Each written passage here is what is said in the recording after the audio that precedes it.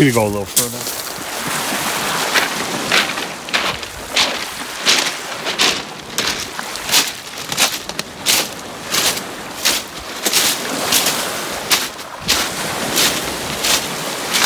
Hello everybody, it is October 11th, 2020.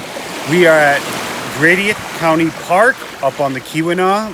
We are on the opposite side of the peninsula from this morning where we were at Montreal Falls. And the lake on this side is far calmer than it was on the other side. But what you see behind me here is the Freda formation, the sandstone. And why I'm taking you here is because this is the very base of the formation. In outcrop, this is as far north as you can be and still see it in natural outcrop. Now, the Freda here isn't exactly as easily definable as it is in the rest of the formation. If you go about 100 meters or so, you can't see because of the trees here, with the first outcrop rock sticking out. This rock is in place. This didn't fall or anything like that. It hasn't moved. This is its natural position. When you go about 100 meters or so that way, and you start to see the first outcrop, that is more conducive with the Nonesuch formation, the formation underlying the Freda stratigraphically. Now you come up here and it looks like the Freda starts to intertongue with the Nonesuch a little, but right here, this is definitely what we would call Freda, and at the base here. So what I want to show you here is you can see the dip. And I forget what dip is exactly here off the top of my head, but you can also see that strike more or less follows the shoreline, and we dip into the lake. Here, the Freda is the youngest formation of the Oronto group of clastic rocks. Unlike Montreal River Falls, where we were this morning, and that's marked by basalts and mid-continental rift rocks of the Portage Lake volcanics, this here is post mid-continental rift. The rift had already failed. The Copper Harbor conglomerate had already been deposited on it with the last gasps of lakeshore trap volcanics within it, then the Nonesuch, and then this. This sandstone is what we call arcosic. It has a lot of feldspars in it. Not a lot of lithics here, but a lot of feldspar relative to quartz, and it's finer grain because, like I said, we're right above the Nonesuch here. Down section, it's a lot shallower than that because remember, this is not vertical or level, it's dipping. So stratigraphically, the Nonesuch is probably 10 meters below us. But what you see here is you can see the colors on the dry parts. It's harder to tell, but you get a greenish light brown and this purplish red. And you get a lot of hematite too. Now, you see a lot of lines in this. This is a bedding plane.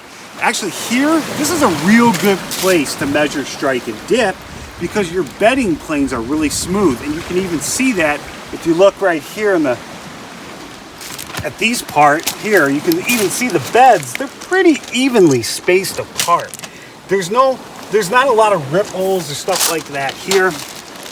Well, the underlying Nonesuch is lacustrine lake deposits. As we moved into the Freda, what would happen is streams started to come in as those lakes became filled in with sediment, and you get things like, see this here? This is probably a channel fill that hasn't been eroded relative to the side rock.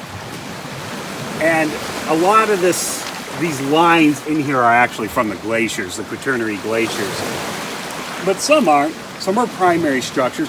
There are ripples here, just not a lot of them. So that tells us that even though we had some streams coming in, it was still a pretty quiet, tranquil environment. But at this point, the mid-continental rift was essentially done. Even the last gasps, with one known exception, and that is the Bear Lake Stock, which is also on the Keweenaw Peninsula, which actually intrudes this formation, and possibly the Jacobsville group has that peridotite injected into it. But for right now, we're done with the mid-continental rift once we see this sandstone. And the sandstone does have a lot of this hematite. The hematite makes it this dark gray and gives it the purplish hue and stuff like that. come this way a little bit, and you can see the bedding planes are not as nice and level and easily spotted as they were back there.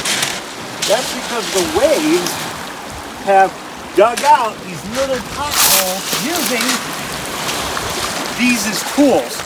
The waves come up, they'll hit it, sand and grind, and create these little potholes. The Freda, as far as the sandstone goes, is pretty well indurated, but it's not hard. So it can be gouged out pretty easily. But the big lake that we have here constantly beating it up. You can see some potholes here too, little ones here. And these all would have formed by a rock getting caught in a little divot or something, or part and just laying there, and then the waves would move it and would grind into the rock. That's how those things form. In other places we've seen, these things can get really big, but they're small and tiny here. But anyway, that's it. If you have any questions or comments, please leave them below, and I hope you learned something.